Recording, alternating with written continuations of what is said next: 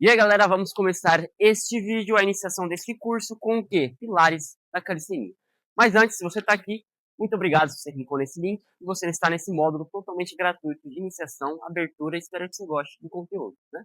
Beleza, por que Pilares da calistenia? Porque eles estão na introdução e porque ele está gratuito, né? Você vai ver várias pessoas falando de como adquirir movimento, de etapas que tem que fazer, se você não faz isso, faça isso, que existe dica milagrosa, que você vai evoluir em tantos meses, que existe 18 dias de calistenia, que existe não sei o quê. Então vai existir sempre 1 milhão de fórmulas mágicas e sempre vai ter aquelas pessoas que às vezes realmente desenvolveram muito bem e muito rápido aquele método, só que, né, como as mães dizem, né, o que é para um não é para você, né, meu filho? Então vamos lá.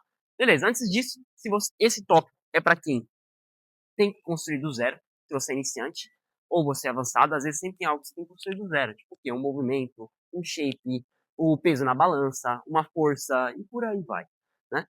Vamos lá? Vou mostrar para vocês, então, o primeiro exercício que vai puxar a base de tudo, porque ele é um pilar. Fechou, galera? Então, o primeiro pilar são push-ups. O que são push-ups? São todos exercícios de empurrar. Já viu na porta escrito lá push? Geralmente a gente acha que é para puxar. Não, não é para puxar. É para empurrar, porque tá em inglês. Por que a gente usa essas nomenclaturas? Porque a base da calistenia vem lá de fora. E ela é muito forte, né? Começou na Alemanha, na Suécia, nos Estados Unidos, na Europa. Então a gente tem essas nomenclaturas muito bem desenvolvidas lá fora. Por que aqui no Brasil não? No Brasil é muito comum você escutar a gente usando a base biomecânica, por exemplo, flexão de braço. Entendeu? Então, às vezes, você vai achar flexão de braço no chão, flexão de braço no supino, flexão de braço numa barra. Então, a gente usa muito esses termos científicos. Entendeu? Agora, lá fora é muito comum ter essas nomenclaturas e eles já anexar a determinado exercício. Então, vamos para as push-ups. Vamos começar do mais alto, o médio, o baixo e até ir para o chão. Por que a gente vai fazer dessa forma? Porque é a forma da gente progredir, né? Em vez de numa academia a gente aumentar o peso, diminuir o peso, trocar o exercício, aqui na calistenia a gente faz desta forma. Por quê? Se a gente está em pé, a gente não tem pressão nenhuma. Como assim pressão? A gravidade está mandando a gente para baixo. E as push-ups são o quê? A gente tem que empurrar algo para fora do nosso corpo. Fazendo isso, a gente trabalha o peitoral, o ombro e o tríceps. Claro que a gente tem diversos outros, como flexores, extensores de antebraço, de polegares, de punho e por aí vai.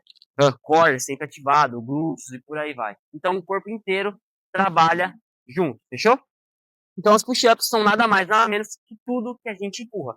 Então tem flexão, inclinada, flexão mais um pouquinho inclinada, flexão numa inclinação menor, teria a flexão declinada, que seria os pés na altura, e por aí vai. Porque ela é um pilar. E como eu disse, pela a gente vai construir tudo de empurrar, né? Tem bench dip, seria uma dip no banco, uma dip inclinada, ou, que nem você escuta por aí, tríceps no banco, né? Para que isso? Você vai conseguir ficar de ponta cabeça, treinando assim, você vai fazer um movimento na paralela, suspenso, você tem a transição do muscle up para cima, você fica na planche e por aí vai. Então, push-up, anote esse nome, né, nomenclatura, é a base, a primeira base da calistenia. Galera, vamos para o segundo pilar, que seria o quê? As pull-ups. Novamente, por que a gente utiliza essa nomenclatura? Porque é muito mais fácil você achar o exercício ou o que você está fazendo com nomenclaturas, né? Como eu disse, no Brasil a gente usa flexão de braço, flexão não sei o quê. Aqui a gente usa só na nomenclatura de acho que já sabe o que serve. Beleza. As pull-ups são o quê? Tudo que a gente puxa em direção ao nosso corpo. Fazendo isso, o que a gente vai recrutar? Principalmente bíceps e as costas. Costas no geral, digo latíssimo, grande dorsal, longuíssimo, lombar, posterior de ombro, deltoide, né? Bíceps, braquial, radial. Então, tudo que a gente recruta essa galera. Por quê? Eu sucinto para costas e bíceps, que são os maiores grupos musculares. Então, a gente teria uma rosca bíceps australiana puxando na testa. Teríamos a australiana pull-up, pegada pronada puxando no peito. Teríamos as barras pull-up. A pull-up convencional seria o quê? Passando o queixo, né? Temos a chest pull-up puxando o peito, a thigh pull-up puxando mais acima, muscle up. Entendeu? Galera, vamos mostrar agora o terceiro pilar, seriam as rises. O que seriam rises? Seriam elevações, levantamentos. Por quê? É tudo que a gente utiliza o core. Então a gente usa muito rises, a palavra, a nomenclatura rises, para isso. Abdominal na barra, abdominal na paralela, abdominal no chão. A gente sempre vai ver isso. Por exemplo, A gente vai fazer agora uma demonstração do Killer Rise, o que? Elevação de joelho.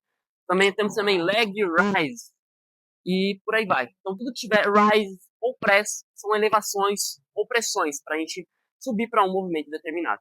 Então vamos subir aqui, Killer Rise, joelhinho, vamos fazer uma Leg Rise, elevação de perna. Como dito, se você entender a nomenclatura, você já sabe para que o exercício serve, beleza? Então é muito mais fácil você, às vezes, aprender primeiro sobre a nomenclatura, sobre o exercício, do que você aprender ele na prática. Claro que os dois seria perfeito, mas você precisa entender isso, fechou? Aí, como eu disse anteriormente, a gente fez as rises e a gente vai fazer agora as press. O que seriam as press? Seriam a gente posicionar o movimento ativamente, ele já, né? A rise a gente vem do zero e eleva, né? Uma elevação. A press não, é uma pressão, ou seja, uma compressão, uma pressão. A gente sai de um movimento já fazendo ele para outro. Como assim? Vamos lá, a gente está fazendo um L-sit e quer fazer uma press para leg rise, né? Então a gente está no L-sit, faz uma press para leg rise e volta para o L-sit. Então isso é press, quando a gente sai de um movimento para outro, ambos ativamente. A gente não sai do ponto zero para ele. Ele geralmente faz um movimento e faz outro. Dá um exemplo também do front lever, né? Fazer um front lever e vou pressionar para Sumima e vou voltar front lever.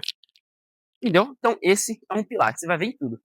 Bananeira, planche, front lever, por aí vai. Então, galera, vamos falar agora sobre progressões e hold. Porque a gente utiliza muito progressões e por que você vai ouvir falar em tuck, advance, on leg, straddle, full. Como eu disse anteriormente, na academia você vai lá e coloca 10 kg, coloca 20. Nas progressões a gente utiliza quase essa mesma forma. Vamos dar um exemplo do front lever. Fechou? A gente tem o front lever tuck. O que seria o front lever tuck? Esse movimento aqui, ó. Esse não é o front lever, ele é uma variação dele. O front lever, como eu mostrei anteriormente, é onde a gente fica com a perna esticada. Só que para chegar nesse nível, a gente precisa trabalhar outras 4 progressões. Vamos lá?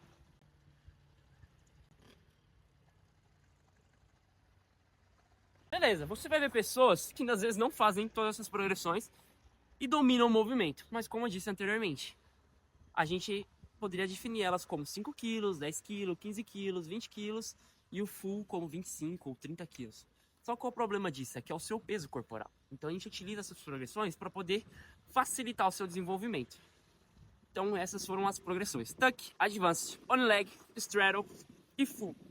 Tem outras execuções e outros movimentos, mas sempre que você vê joelho bem agrupado é a tuck, joelho mais avançado é a advanced, uma perna esticada e a outra dobrada, one leg, as duas pernas abertas é a straddle e as duas pernas fechadas e estendidas a full. Então, como eu disse, é uma forma de se adaptar a carga ao exercício. Então, galera, vamos para o hold. O hold é muito utilizado dentro do cenário competitivo e um pouquinho mais na ginástica. Na verdade, a base dele veio da ginástica. Na ginástica, a gente precisa geralmente manter o movimento, a postura dele por 2 segundos. Passando disso até 4 segundos ou mais, tem algumas bonificações inclusas, né? Tem alguns campeonatos, tanto no Brasil quanto lá fora, que utilizam até 3 segundos e aí sim, às vezes tem uma bonificação aplicada, mas não é em qualquer movimento. São em movimentos com uma dificuldade um pouquinho maior. Então, hold, pra gente, a gente vai utilizar agora pela nomenclatura traduzida, ou seja, segurar. E eu vou dar um exemplo com base nos 3 segundos aqui no Brasil e um pouco no cenário competitivo de calistenia e street workout. Então você vai fazer o movimento e vai segurar por 3 segundos. Mas tome cuidado, não é contando 1, 2, 3. É 0, 1, 2, 3. Ou 1, 2, 3, bem devagar. Fechou? Vamos lá? Você vai fazer o movimento. 1, 2, 3. Será? Faz outro. 1, 2. Para que isso? Seria a forma de você validar que você domina o movimento através desses 3 segundos. Esse foi o vídeo de abertura. Seja muito bem-vindo ao meu canal, ao meu curso. Se você gostou do material, curte, manda para alguém, compartilha, deixa um comentário aí, uma avaliação. Resumidamente, esse foi o vídeo de pilares da calistenia. A gente falou de 5 pilares, né? Push-up, pull-up, rise, holds, press, progressões. 6, falei errado. Foram 6 pilares.